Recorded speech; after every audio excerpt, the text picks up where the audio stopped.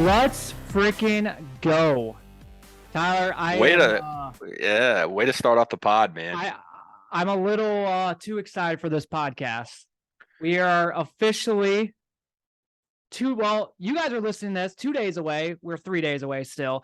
But we might as well. It's Wednesday night, so let's just count it. Two days away from Hawkeye football. We just got done watching the hype video that came out at 6:00 tonight.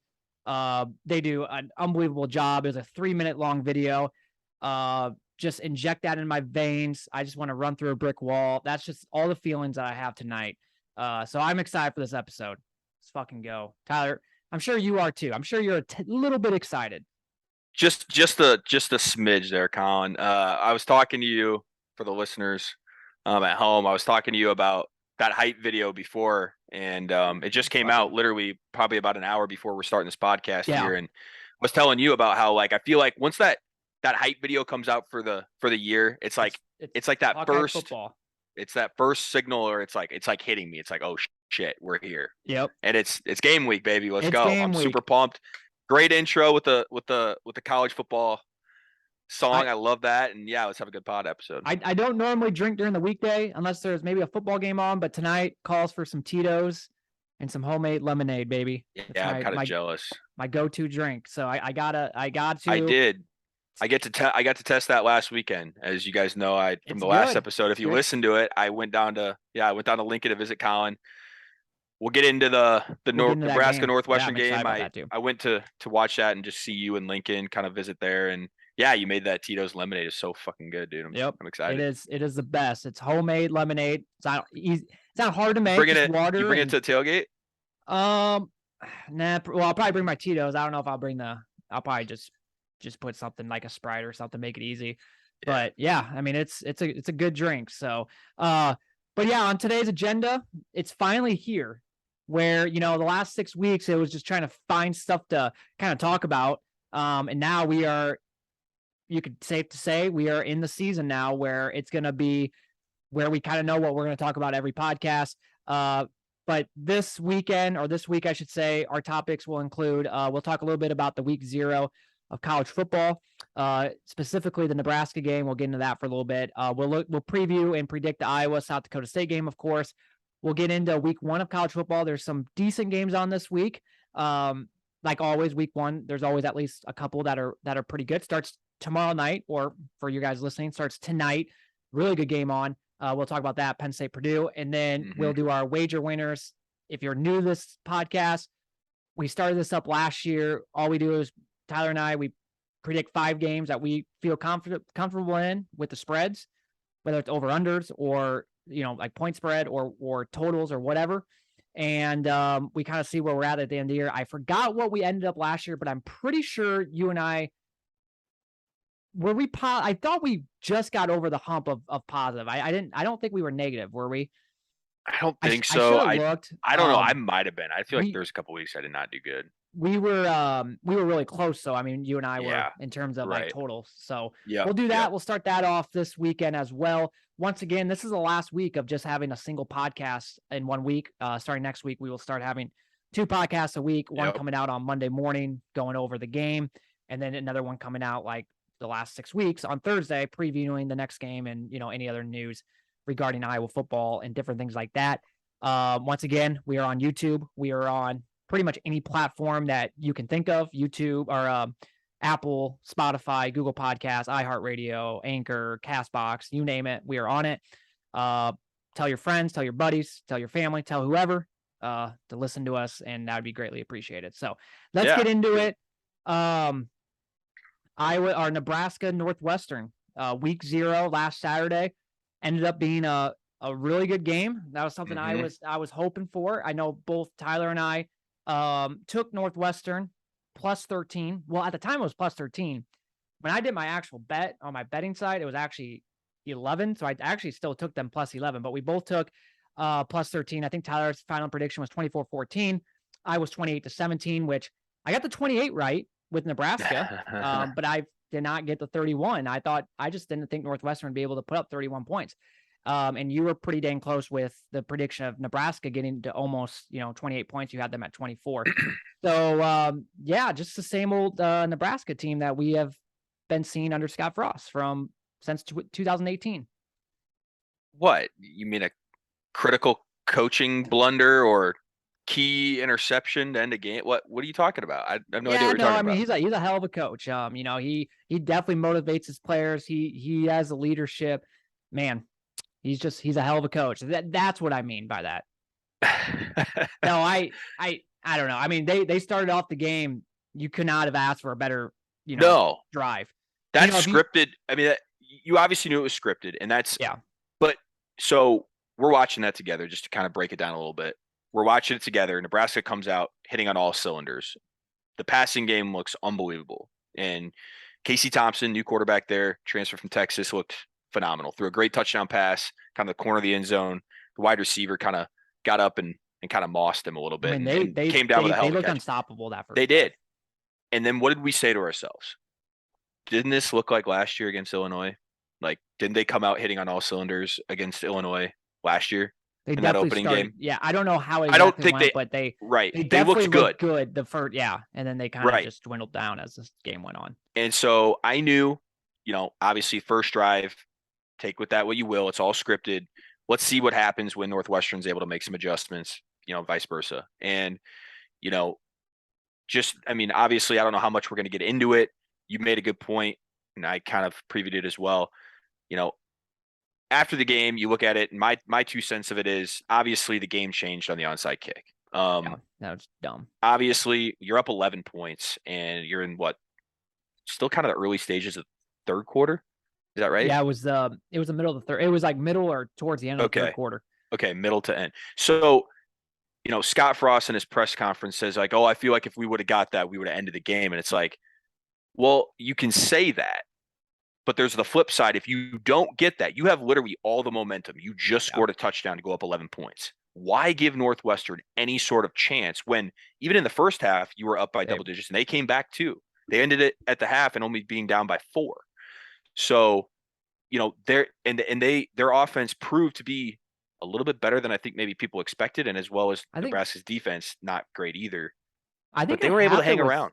I think at half, Northwestern was up 17-14. Were they up?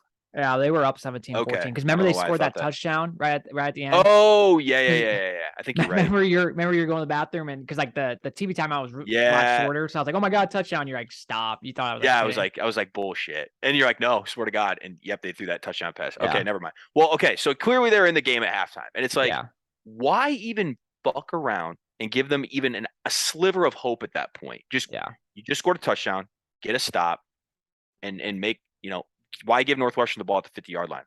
I don't know. That's the game changer. Yeah, I would say the biggest thing for like me is because so it was 17-14. You start the third quarter, and you kind of figured. And I'm gonna take a step back here actually because I have 1,000 thoughts in my head right now because of this game. It was such a unique game. It just was like you could not. I mean, it was just like how it all played out, which is unbelievable. But before the game even started, if you go back and listen to our episode, and you called it and I called it, I said, the first half, it's going to be really close. It's going to be kind of because Northwestern loves to control the game and it's Pat Fitzgerald. It's going to be a close game in the first half. And then I thought in the second half, Nebraska's talent would kind of overcome all that, and they would make a couple big plays, and Northwestern would, it just would not be able to match it. And if you really think about it, the third quarter, Nebraska had that one play where Casey Thompson rolled out. It looked like he was just going to go out of bounds or take a sack or whatever. He ends up like turning around, backpedaled, and then just chucked it down the field. The guy caught it for like 50 yards. They end up scoring there. So that's a big play. And then the next drive, Northwestern gets the ball right back, and then they go for 30 yards and then fumbles on that running play, which you just cannot do. If you run for 30 yards, you cannot fumble the ball at that point. But he did. Right. And so Nebraska got the ball right back. And then what happened? They got like a 40-yard running play, which that was a really good run. I mean, I forgot what that running back was called, but for Nebraska. Yeah. He was that Anthony JUCO transfer or whatever. Anthony Grant. I can't remember. Grant. Yep. Anthony Grant. Yep.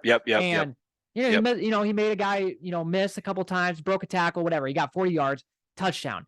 So that literally lined up with exactly what I said was going to happen was, a couple of big plays there. And then at that point it was 28-17. It just felt like the entire game was over. And then what happens? Scott Frost does something stupid. And the next thing you know, Northwestern has the ball at the 40-yard line instead of, the 40-yard line on there, instead of 75 yards, they would have to go 75 yards.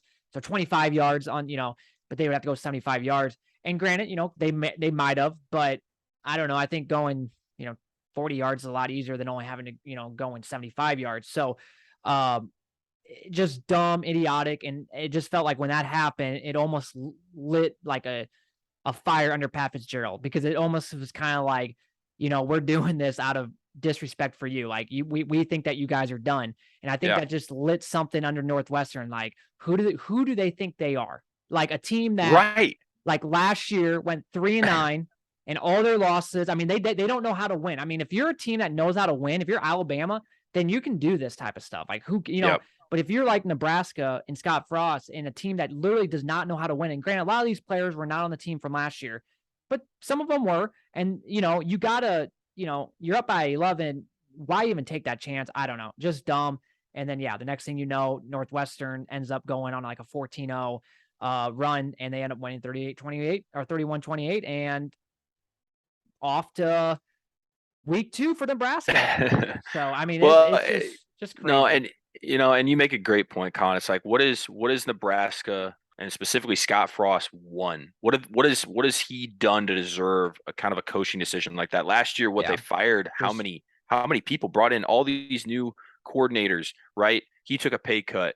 They knew they had to win and win now. And they got rid of what they thought were other problems. I think they're starting to realize that maybe the problem starts at the top.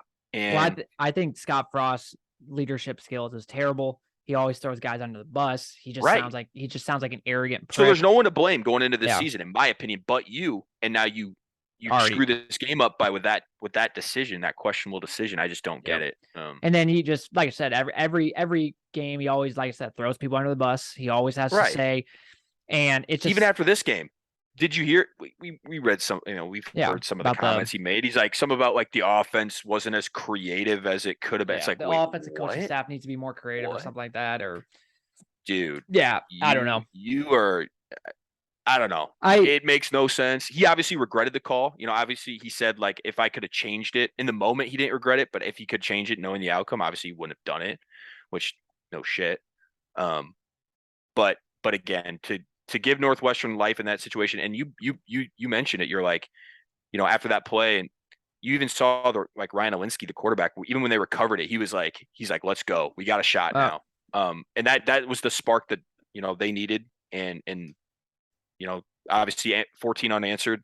That's clearly the play of the game, the turning point of the game, excuse me. And Northwestern ends up pulling out a really close victory, and ends up being a really good game overall. And that was exciting for us to watch. Yeah, I think both teams. Okay, and then just one last thing, like one final analysis of this game. I think both teams who were 3-9 last year are going to be much improved this year. I think that's safe to say. I think I saw good things from both teams. I saw some negatives from both teams, but I also saw some positives. Nebraska, especially, I like what I saw in Casey Thompson. I think he's going to be a hell of a quarterback. Obviously, he was good at Texas. I think he'll be just fine at Nebraska. They have some good wide receivers. They have clearly a decent running back. Offensive line looked good in the first half, looked not so good in the second half. But the question mark I have on defense or on their team is defensively. I mean, their front seven got pushed around. They could not stop the run. And granted, Northwestern has a good offensive line. I get that, but man, like I said, they were getting bullied out there, especially in the second half. And that would be a major concern. I would say the one other major concern would be, Northwestern was not playing their starting corners, and especially in the second half, Nebraska could not do anything. So there is some concerns with this team, but I do think what I saw is that they will be better than last year. They're not going to go 3-9 again this year. I still think Nebraska will be a bowl eligible team, whether it's 6-6, 7-5. I mean, they're going to win the next 2 games. They play North Dakota and some other crappy team. They get Oklahoma at home. I think they could beat Oklahoma at home. They have to play careless for, they can't turn the ball over and do stupid stuff like they normally do. But if they, don't do that, I mean, I think they have a good shot of beating Oklahoma. And then they get Indiana, they get Rutgers as their crossovers. Like, I think they can get to 6 wins or 7 wins. I mean, I really do. So I don't know. Yeah, I mean, obviously, the streak's got to end at some point. I think it's like 7 games in a row now they've lost by single Yeah. digits, and it's like that's like the first time that's ever happened. But I agree with you. The defense for Nebraska did not look great. Northwestern, I don't think it's any coincidence that they just are able to rush for 200 plus yards and throw for 300 plus yards. I don't think their offense is that good. It's No. only happened, I think, a couple of times under Pat Fitzgerald. So I think Nebraska's defense had something to do with that, like you said. And obviously, but there are definitely pros on both sides. Like you mentioned, Casey Thompson, I think is the real deal. I think he's gonna be a big improvement from Adrian Martinez, and he does scare the hell out of any defense, right? So Yeah, for sure. So yeah, we'll see how they look this week against North Dakota. I think they play, and then I think Northwestern has a bye week this week. And then the only other game really on, and we're not even going to discuss. I'm just going to say what the final score was 38-6 Illinois. They beat Wyoming. I mean, who knows about that game? Wyoming looked like crap. They looked like a terrible team. So I mean, how good they had like 14 yards of passing in the yeah, first half or something. it was insane. terrible. Like so But bad. both of us hit that bet. We both took them -10, Yeah. and actually that game ended up being -14, which I took that as well. So I easily won that. Yep. I thought 24-10. You said 30-14. So we both thought Illinois would easily roll that game, and they did. So let's get into some Iowa football. We'll get into the big game. Well, hopefully we can take care of business. I'm just going to preview South Dakota State very briefly here, and then we'll get into kind of our keys to the game, prediction, and anything else we want to kind of talk about regarding that game. So with South Dakota State, a little bit of facts about them. Last year, they did reach the FCS championship semifinals a year ago. This year now, they are number 2 in the FCS polls behind North Dakota State. So not only are we playing an FCS school, but we are obviously playing a pretty good FCS school. It's like, God, why can't we, if we're going to play FCS, why can't we do like what Iowa State does and schedule like a Southeast Missouri State or, some really shitty FCS school? No, we have to schedule North Dakota State 5 years ago, and then we have to schedule South Dakota State, 5 years later.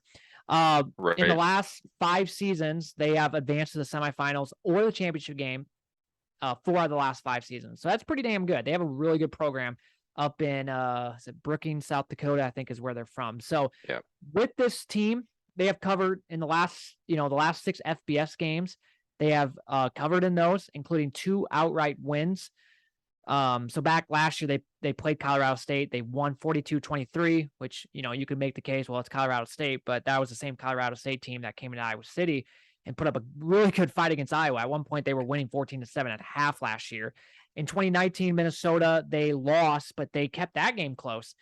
28-21. Once again, you'd be like, well, it's Minnesota. They're up and down. But that was the same year that Minnesota went off to win, 10 games that year or 9 games? I mean, they were really good that year.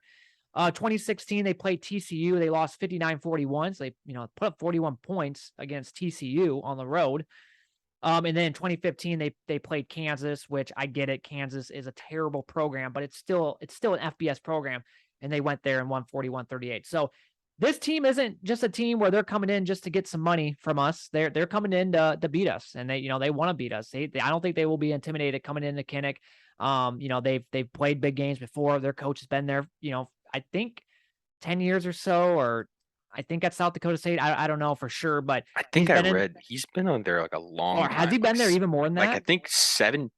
Okay, well, yeah. So I think a long time. So he's played been there, a lot done of D1 schools, and I think they're ready for this game. So once again, it's not just playing some really shitty FCS school. I would say this, like, okay, so we played North Dakota State in 2016. We obviously lost. We've played UNI a lot. I would put like South Dakota State like in the middle of so North Dakota State's like top tier. UNI is really good, but I would put maybe South Dakota State a little bit of ahead of a UNI. I would, I think that's fair to say that. Yeah. South Dakota State returns 14 starters from last year, which isn't bad. We'll start with the offense a little bit. They have quarterback Mark Gronowski. He missed last season with an injury, but he did play his freshman year and was conference offensive player of the year. He's a dual threat. He had 15 passing touchdowns, 7 running touchdowns. They have an All-American tight end. They have 2 twin wide receivers. led by Jackson Janke, one of the twin brothers. They're both 6'3". So, that's pretty tall for, both of them being wide receivers. They have running back Isaiah Davis back. He's a preseason All-American Walter Payton Award candidate. Their other running back, Pierce Strong, I believe, went off to play in the NFL, got drafted in the 4th round. But this guy, he's going to be a good replacement. Offensive line is probably their biggest question mark, but they do have 2 guys coming back, Mason McCormick and Garrett Greenwood. On defense, they gave up about 19.7 points per game last year. Up front, they have Caleb Sanders, who had a little over 6.5 sacks last year, and defensive end Reese Winkleman, who had a little over 5 sacks last year. And then linebacker Adam Bach, who is actually from Solon, Iowa, grew up a Hawk fan. I was reading an article about him, how he's super pumped to be back in Iowa and back at Kinnick. Had 125 tackles last year. And then their secondary, they're only returning a couple guys, but they are experienced in cornerbacks Malik Lofton and Deshaun Gales. So overall, I mean, it's an experienced team. They had to replace some guys from last year, but there's a reason why they are the number 2 team in the FCS, right behind North Dakota State. They have talent. There's guys on this roster that could play, FBS level football. I think we always kind of think to ourselves that, just because they play for them, they're not talented enough. But we have to also think of it as, a lot of these guys could play D1 football, could play FBS level football. I mean, you look at like Seth Benson, he was committed to South Dakota State for 6 months before he came to Iowa. If he was on South Dakota State right now, we would not be thinking, we would not think that guy would be, right. He's not, he wouldn't be, worthy enough to play, right. FBS football. But look at him. He's now playing for Iowa in a stud. So a lot of these guys could play it. And now the biggest thing with these type of schools, though, is the depth and the talent level across the board. And that's the reason why most of the time, a team like Iowa or, any FBS level team that's pretty good or, is physical, has a lot of depth, usually at the end of the day will find the W just because of that reason. So, and that's what I'm banking on for this game. Yeah, I'm kind of along the same lines as you, Colin. I think this isn't just a cakewalk. This isn't just some, random team you've never heard of. If you're a fan of college football in general, you've heard of South Dakota State, especially in recent years, right? Like you mentioned, they're competing for the FCS championship year in and year out. They make the playoffs. So it seems like every year under this head coach, and they're always in it. And in recent years, they've been a lot better. And you're right. They had a couple of players that were drafted to the NFL, but they replaced them with just as good of players, coming back at the running back and quarterback position specifically. So, no, this is a good team. And what makes me, really happy is everything that I'm hearing coming from the Iowa side of things is like that they're treating this like they know what happened against North Dakota State, right? Like they're all aware. A lot of them, besides the coaching staff, were not on that team. So at that point for that type of loss, but they've been hearing all offseason about how, you can't take this team lightly. And that's something that I'm excited about. It doesn't sound like there's a ton of cockiness coming from our side, which I like. Take them seriously. And good things should happen. Well, none of these, at the end. Well, yeah, I was just gonna say this real quick. None of the players were on the 2016 roster that lost to North Dakota State, but the coaches were. A lot of the coaches were, and some of the players who grew up Hawkeye fans, like Riley Moss, he said in his press conference yesterday, he remember being at that game because he used to be an Iowa fan. He remembered going to that game, and he remembered driving back from Iowa City after that game, thinking what the heck, and so some of the players do remember what happened, and it's that can happen on Saturday if you don't take this team seriously, because they're not, like I said, they're not just coming in to collect a paycheck like some teams are. Some teams are just playing a game because they want that $1 million or $800,000 from the school. No, I mean, this team, obviously wants that money because that's what supports their athletics. They need that money, but they're also coming to win and to upset a team. So exactly, they're coming in to play spoilers. And like I mentioned, it's good to hear that, we're taking them as seriously as anybody on the schedule. Yep. It's almost like, God dang it. I mentioned how it's like, you play a team like this. It's like, you have to take them seriously. I always say it's a lose-lose because it's almost like, gosh, you're supposed to win a game like this. It's an FCS school. And then God, if you don't, the world's ending. So But this is what an upper level FCS team. I don't want to kind of understate that. I mean, I know, some people are like, oh, it's South Dakota State. Come on. But I even picked them at, in one of our early episodes of the podcast. This is not even the hardest. This is not the easiest game on the schedule, in my opinion. No. I picked it as the second to last easiest, or second easiest game, excuse me, because I knew how good this team could be. So yeah, I think I ended up having them, and then I kind of had some second thoughts. I'm like, I maybe should have put them a little ahead of Nevada. I will say this though. I was thinking about this today when I was just, thinking about this podcast or thinking about this episode, or we'll really think about the game this weekend. Is who did we face? I know the answer, but I'm just gonna. Who did we face week 1 last year? Do you remember? Indiana. And obviously they ended up not being very good last year. Now, some of it, they did have some injuries, so they wouldn't have been really good anyways. I think they were overhyped from 2020. I think a lot of teams that were really good in 2020 were kind of overhyped going into 2021. 2020 was such a weird year. But COVID year. Yeah. So, but going to that game, I remember how nervous, literally everyone was. We were all very concerned. And there was people thinking like, hey, we might, lose this game.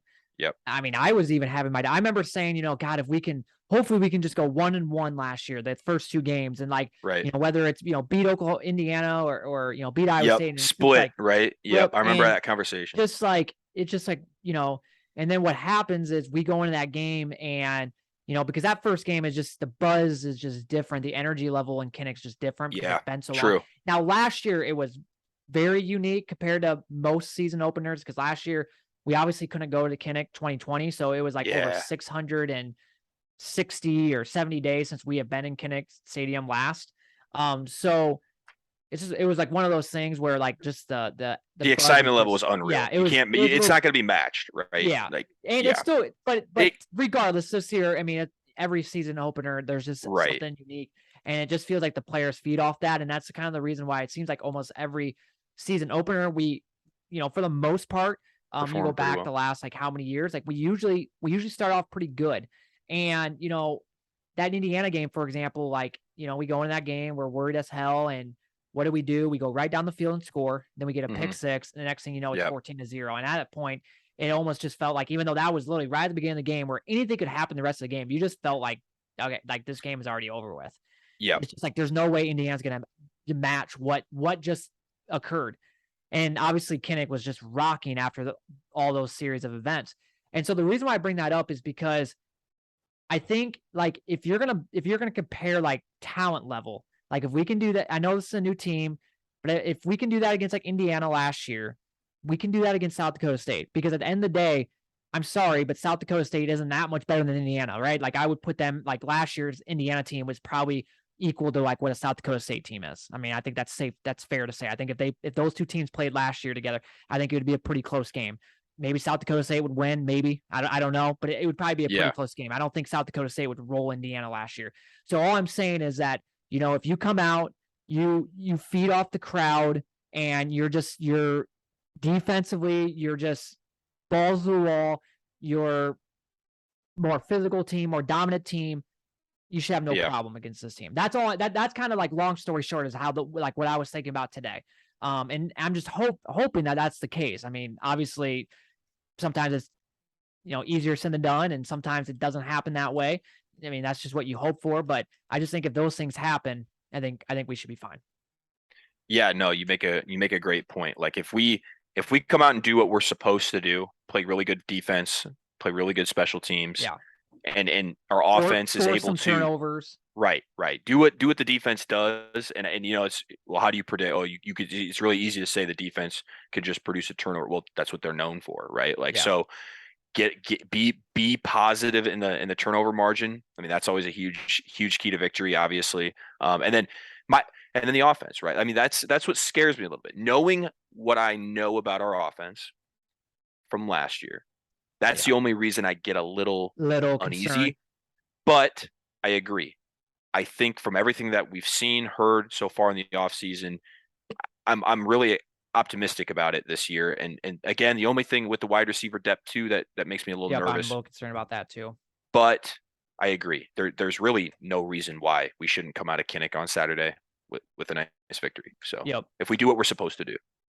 I think so. And I was doing this last night when I was kind of researching this podcast. I think the key to victory on the offensive side, because defensively, for how good our defense should be this year, once again, we don't know until we see it. Like I know we were really good last year, but you don't know until you see it, obviously, and that's the same goes with the offense. But defensively, I'm confident to think that we should be able to do a decent job on Saturday, and I'm confident to think that we should force a couple turnovers. I mean, it's just who we are.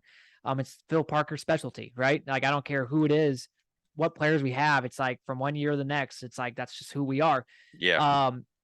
But on the offensive side, what I think, obviously with the receivers being up in the air, who knows if Keegan Johnson's going to play with, which, at the end of the day, like if we are fine without playing him, whatever, get him ready for the Cyhawk game. But I just think I looked at South Dakota State's, defensive line and front seven might be one of the smallest front sevens I've actually seen on a depth chart in all my years of actually looking at depth charts of opposing teams.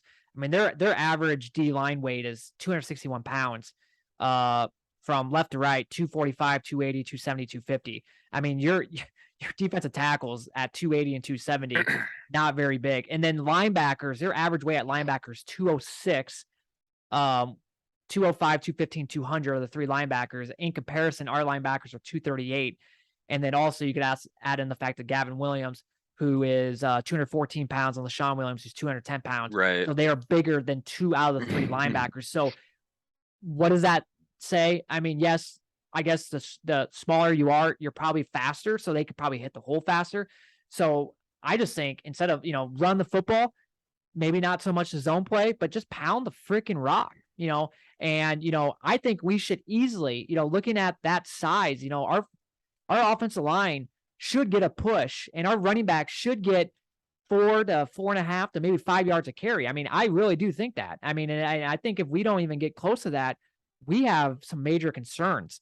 But I think if we do get close to those numbers, I think it should be, our offense should be fine on Saturday. I think if we can get, 4, 4.5, 5 yards a carry, that's going to set up a lot of different things. I don't even think we'll really need to, once again, like have a Keegan Johnson out there. If you're getting that amount per carry, you can get the play action going with the tight ends, different things like that. I think we should be fine. So, but yeah, I was just, like I said, when I saw what their linebackers weighed, their defensive tackles, and then once again, going back to what I said like 10 minutes ago, that depth is, a big issue with any FCS school. Well, with this school, it's another thing, right? So it's 85 degrees out. It's sunny.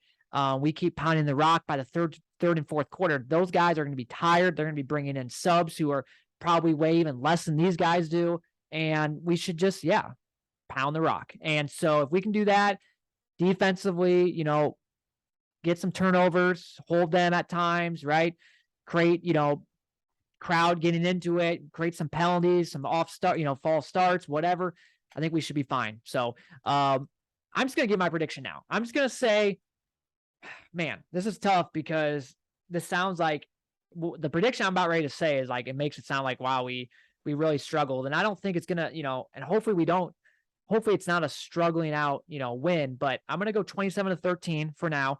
And the reason I'm only going with 27 points, I'm hopeful that we can get more than 27 points, but until I see it, I'm not going to say that we're going to get more than that. And then 13 points, I just think, they might score a touchdown, and then maybe at the end of the game, might, put up a couple field goals, or maybe they might have a couple field goals in the first half, and then like the fourth quarter, they score a touchdown or something like that. So 27-13 is my final prediction.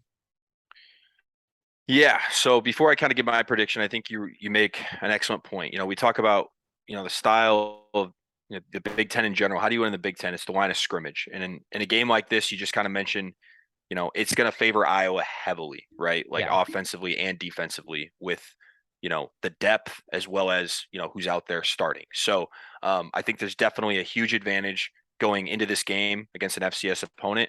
I don't think there's any coincidence that maybe these guys weigh a little less. I mean, I think just like you talk about Iowa's strength and conditioning program, like we build these guys up to be athletic freaks. And that's kind of the difference between, I think, an FCS level team and a Division I opponent like Iowa.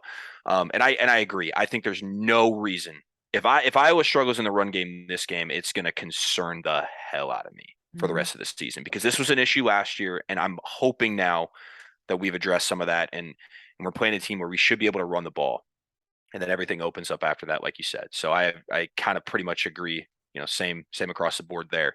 For my prediction, this was tough. I know you made a good point to me here. So I'll go 31-17 in favor of Iowa. And we talked about it a little bit before, and you go, geez, 17. And I go, I know, honestly, like, this is a type of game where I could see Iowa giving up 10 points. That wouldn't shock me. This defense, I think, is legit. This can be, a top defense again, I believe, in the country when it's all said and done.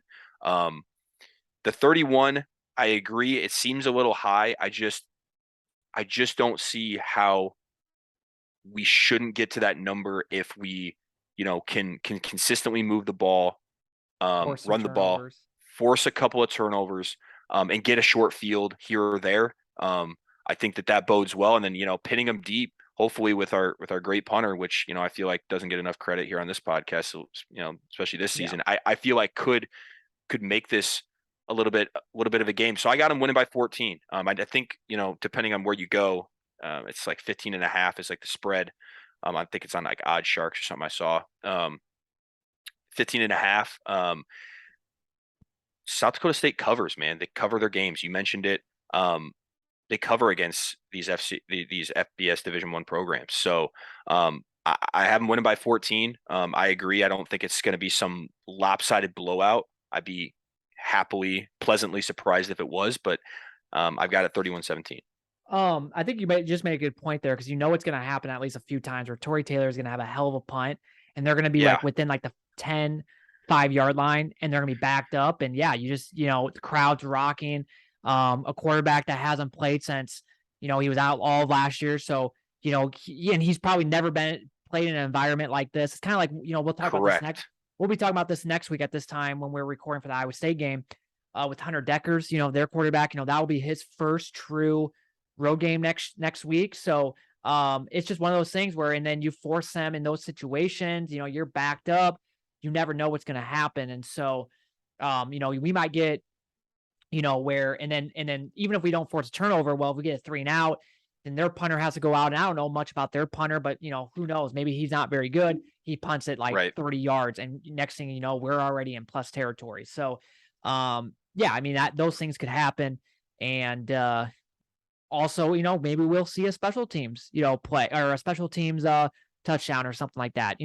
I'm excited. I think it's going to be Cooper DeJean. I know Farron said in his presser yesterday that it might be him. It might be Arlen, which I don't want Arlen to be back there, because it's like we're already thin at receiver. I don't think, if they're smart, they won't do that. Why get a guy who would be really good? Don't get me wrong, would be excellent at being a kicker punt returner. But it's like, why? I mean, you just don't want to get him hurt. So I would say Cooper DeJean. I mean, he's just an athletic freak. So there's 7 things that I'm like pumped to like watch on Saturday, and like I'm pumped to see are like 7 players. First one, obviously, Spencer Petras. Not really pumped to watch him play, but I'm pumped to see if he's actually gotten better. I mean, it's Farron's pretty much made it clear yesterday. He's the starter. And he didn't really say it, but he pretty much said like he looked better than Padilla has. Yeah. And he's starting. And so prove it, right? Yeah. And Go so out and prove it. I'm just excited to see. I mean, because at the end of the day, like Petras, I like just a guy. I mean, he's such a great leader, and like he just seems like a cool dude. And I do like feel bad constantly bashing him. And I just hope that he can prove the haters wrong, including me, because I will be the first to admit I've bashed him. I hate on him a lot. So I'm hoping that he can prove me wrong, prove a lot of Hawkeye fans wrong. So I'm excited for that. I'm anxious / excited to see how the kicking game goes. I'm hoping, like I said, I want to score touchdowns, but I also want maybe a few drives where we end with a field goal, just to make sure, hey, we got kickers who can kick in front of 70,000 fans, right? Because maybe not this week is too big of a concern, but next week against Iowa State, probably going to be a very close game. Might come down the wire. That's not definitive yet.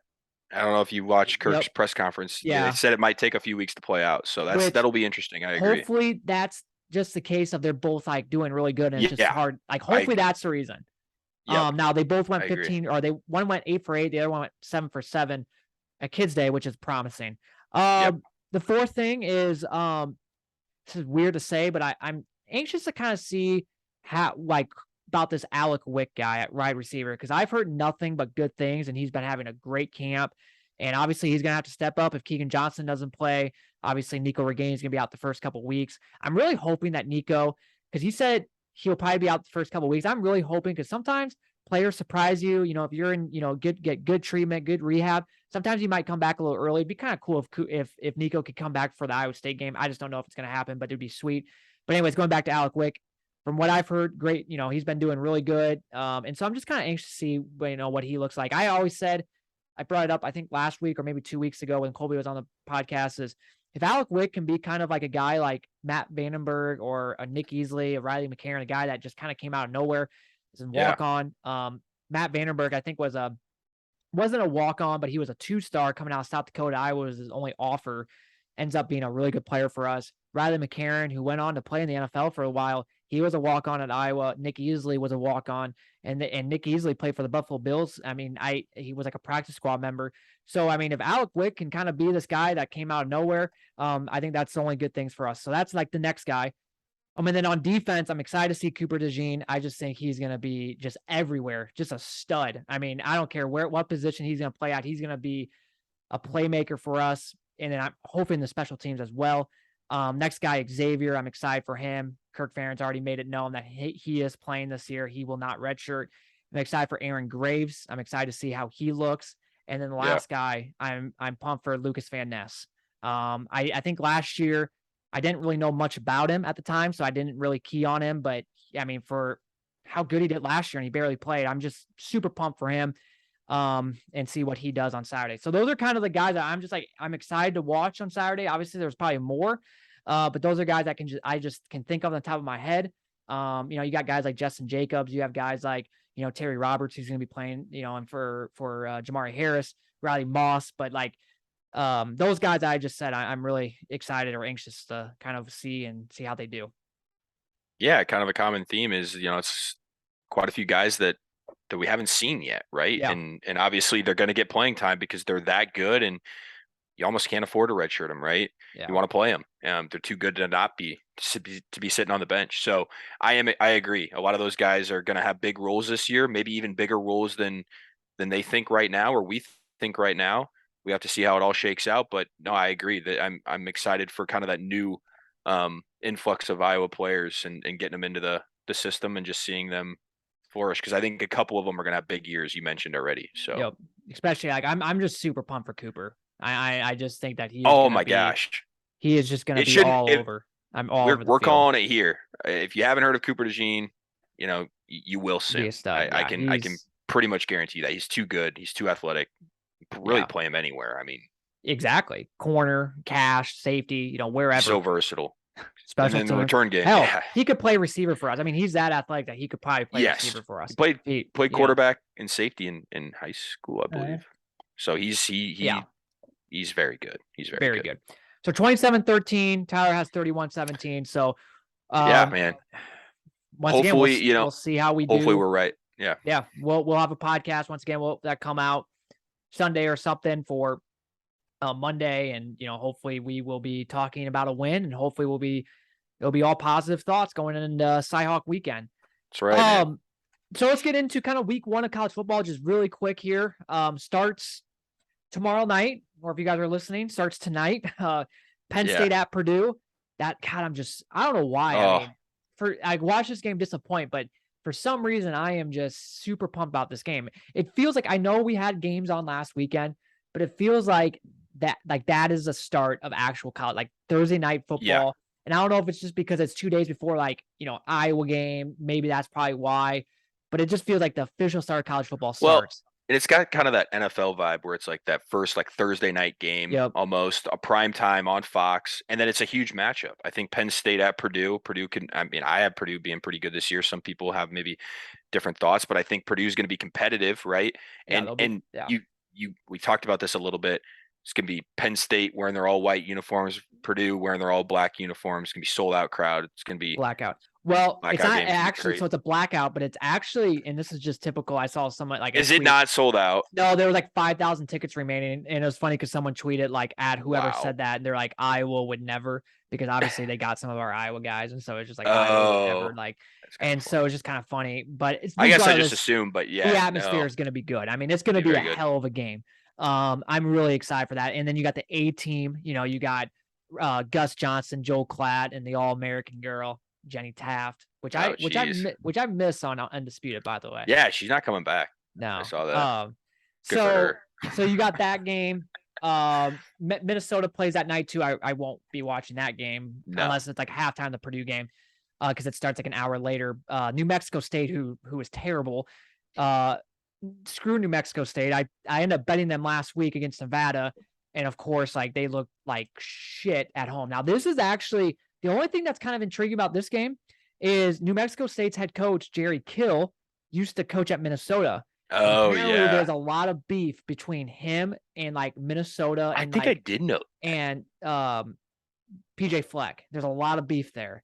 Yeah. Like I even read something where like he might not even like, you know how like at the beginning of the game the two coaches will go out in the middle of the field and like talk to each other.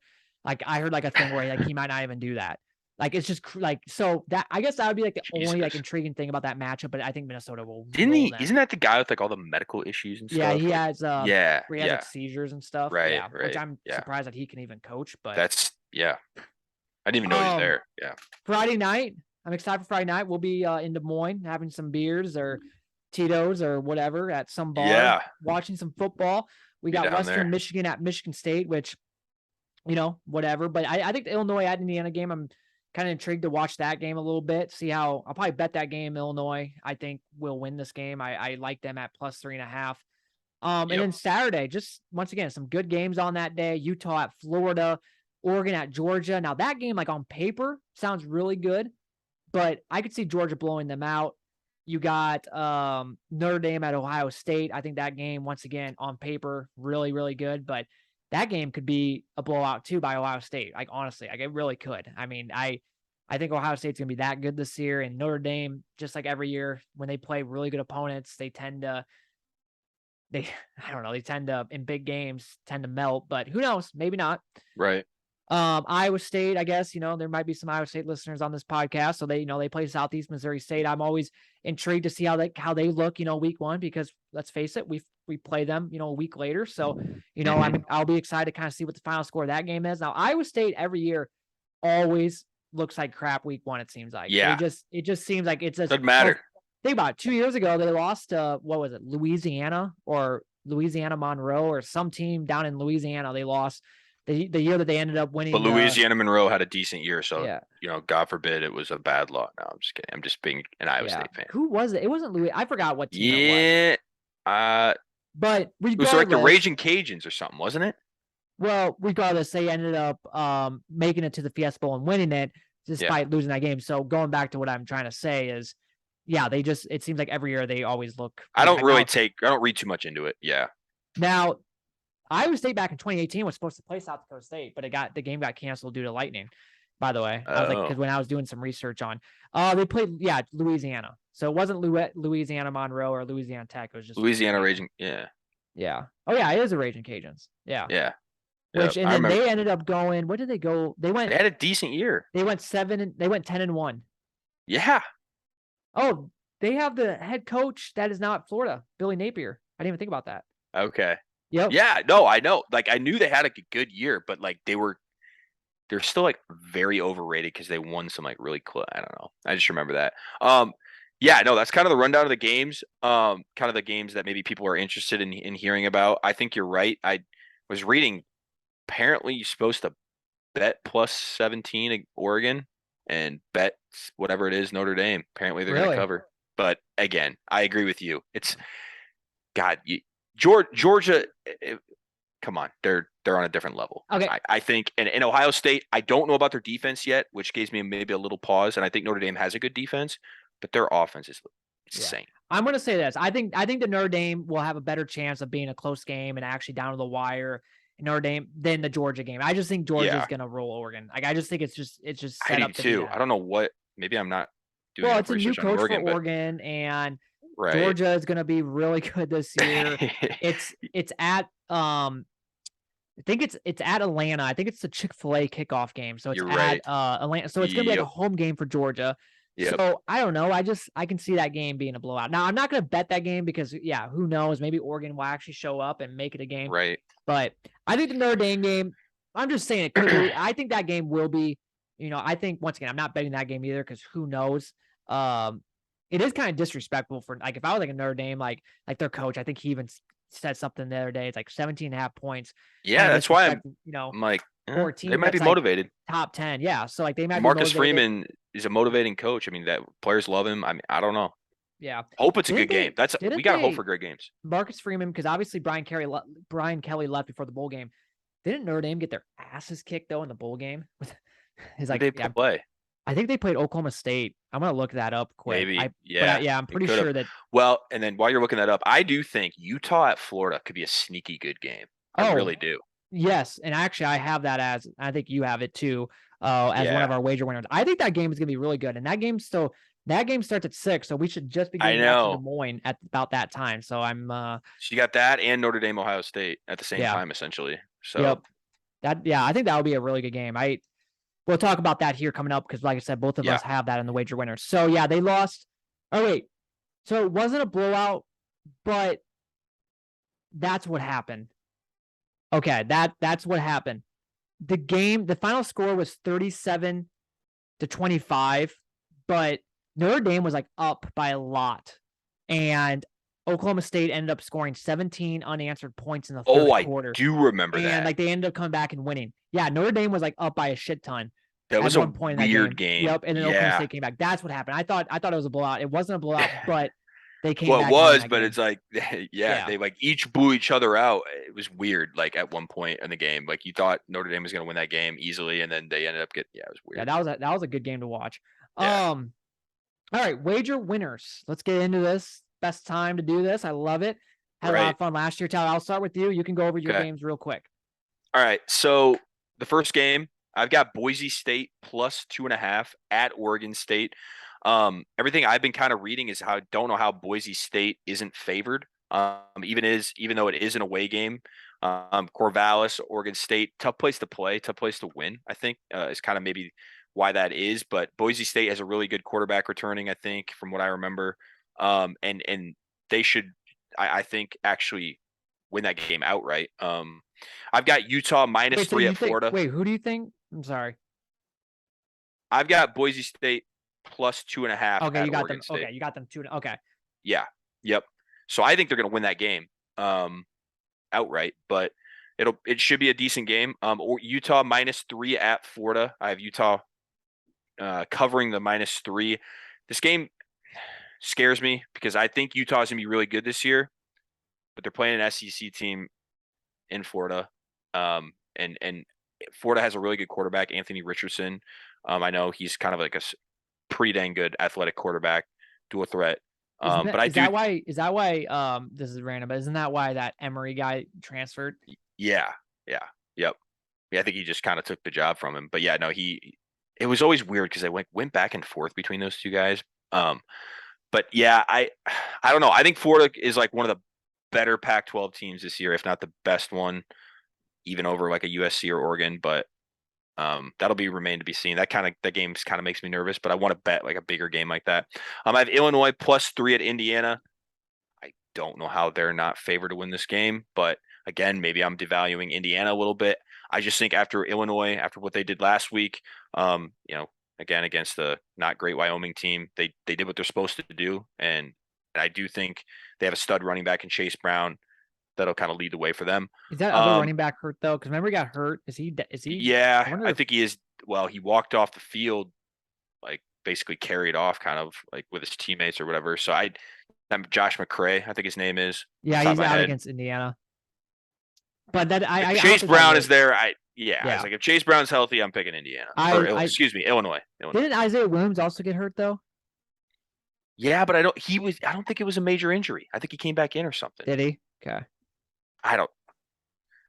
Well, maybe that's why though. I don't know if he's out, then yeah, maybe that's why. I don't know. Everything I've read is Illinois should cover that. Houston at UTSA or University of Texas San Antonio.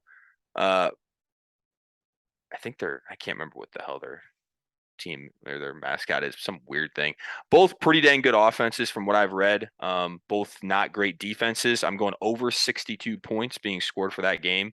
And then last but not least, I've got Louisville on the road at Syracuse -4.5. Louisville has I think Malik Cunningham is his name.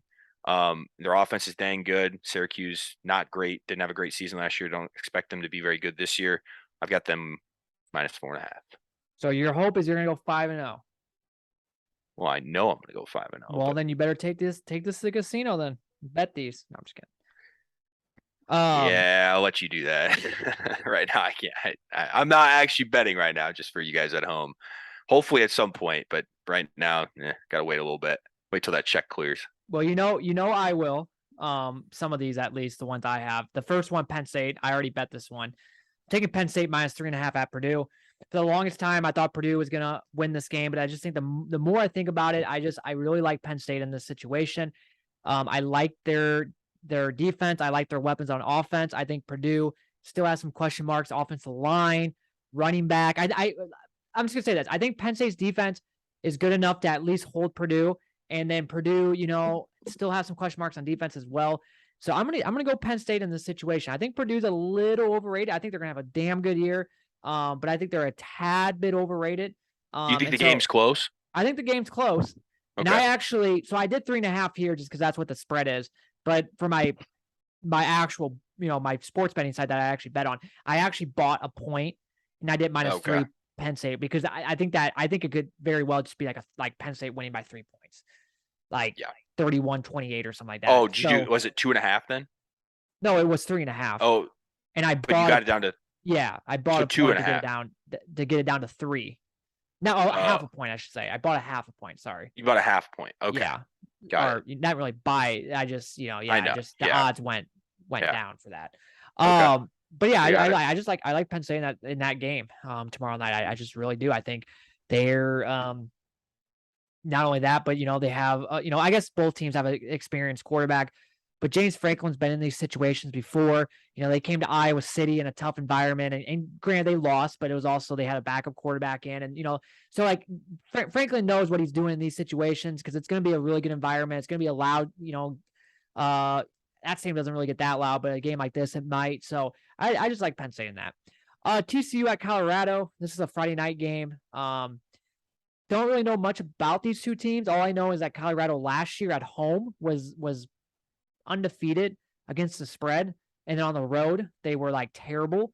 So I like them at home in this situation. I think TCU wins, but give me 13.5 points. I mean, I TCU, on the road in Colorado, kind of an unfamiliar territory. I don't know. I like Colorado on that. Cincinnati at Arkansas. I'm taking Arkansas -6.5. I think Cincinnati just has a lot of turnover from last year. The quarterback's gone. Some of their great players from last year is gone. Give me Arkansas at home. Utah at Florida. I'm taking Florida +3. Kind of what you said about it's an SEC team. It's on the road. What do we always say about Pac-12 teams? They're always good, but they can never make the playoffs because they always lose a game that's just that. Yeah, kind of that must-win game or that big game. And so like Utah, who's a playoff contention team, that might be already done and over with after Saturday. And I like Florida, their quarterback, Billy Napier, new head coach. The place is going to be rocking. I like Florida +3. Utah still might win, but give me Florida in some of the points. And then Florida State at LSU. We saw Florida State play this last weekend. Looked pretty good, but give me Brian Kelly. Obviously, he wants to start off with a bang, and they're at home, so give me 3 points there and have them covering the spread. So that is my wager winners. Tyler, that's yours. All right, man. We're going 10-0. Let's go. Hopefully we can go 10-0. Obviously the goal is to go at least 3-2. At least, go over. Let's start off hot at least. I don't think last year I did very hot right away. It took me a little bit to climb back. I was just gonna say, I think you started off pretty bad, and then it was bad. And then because I remember at one point you're like, God, should we just stop doing these? No, just we'll go. Yeah, I know. There was a time where I was like, Jesus, I'm supposed to at least try to get 50%. Like, holy shit. Yeah, that was bad. Hopefully this year it starts off a little better, and I'm going to be disappointed if I don't actually bet and I actually hit on a lot of these. Yeah. Well, But we'll just have to wait and see. Like I said, I'm yeah. hoping. And actually, another game that I bet on tomorrow night that I didn't include in the wager winners is I'm taking West Virginia plus 7.5 at Oh, and okay. I think it's like the It's kind of backyard brawl, I think is what they yeah. call it. West That's a Virginia is weird wearing game. dope uniforms, so give me some points there. There you go. So that game's at 6:00, so an hour before the Penn State Purdue game. So tomorrow night is gonna be awesome. Yeah. I'm gonna wake up tomorrow morning, get ready for work, and just be like, God damn, football's on tonight. Like, I just love that. And my Thursdays are always kind of a joke, anyways. So hopefully Chad doesn't listen to these episodes. So I'm pumped for I'm pumped for tomorrow. All right, well that Must is be it nice. that is it for this episode. Tyler, I will be seeing you in approximately 44 hours or so, about 4:00 Friday afternoon. We'll be at Stin's house having some What bar beers. again? Where are we going? 1908 Drought House in Norwalk, Iowa. We'll be there if any of our fans want to come down and we can sign some autographs. There you go. Talk Oh, about yeah, Hawkeye sure. football. Have some beers out on the patio, watch some college football, watch Michigan State, Western Michigan, watch Indiana, Illinois, watch TCU, Colorado. There's some games on, not great games. Obviously, wish there was like a Penn State Purdue game on Friday night, but it'll do. By the way, real quick, doesn't it seem like Michigan State always plays on like a Friday? I don't know why. Like to start out the year. Yeah. Yes, because did they have some contract or so? I don't know. The reason is because I remember back in like high school when we would go Bloomers after a high school football game, they would always be on the TV. Bloomers. Yep. They would always be on the TV every year. Michigan State would always. So yeah, no, they are. They are literally on every Friday, or to start the season, which I hate playing on Friday. I know we did that last year, and like during the middle of the season, it's not that bad.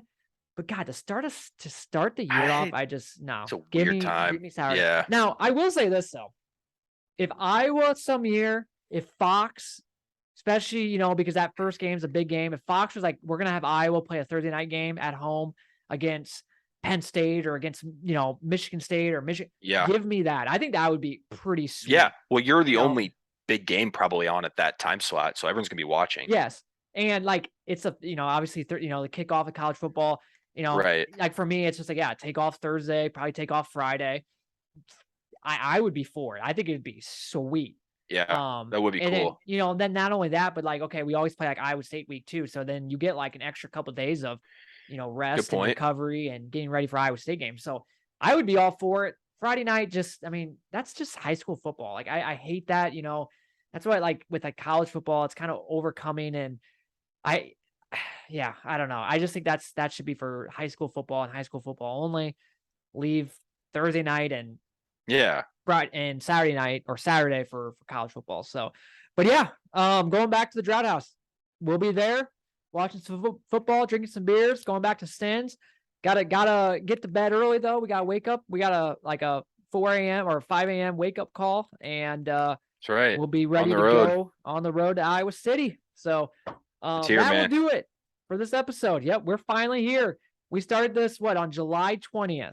We're finally here. We knew it. We knew how fast it was going to go. You go back to that first episode. We talked about it like, it's going to be here before you know it. But that still was like 7 weeks ago. So finally here. It's flown by, and like you said, it's game week. It's the first game. Couldn't be more excited. See you guys on the weekend, and it'll be hopefully talking. Come Monday morning, we got a podcast out where we're both really pumped about week 2 and what we saw from week 1. So So once again, one last thing. Once again, starting next week, we'll have 2 episodes out. Next week, I'm excited because we'll obviously have the episode that we're going to do together on Sunday for Monday, which will go over the game, hopefully all positive. And then we will be having Colby and a long time. Well, he was on this show back in 2018, Jarrett Kramer.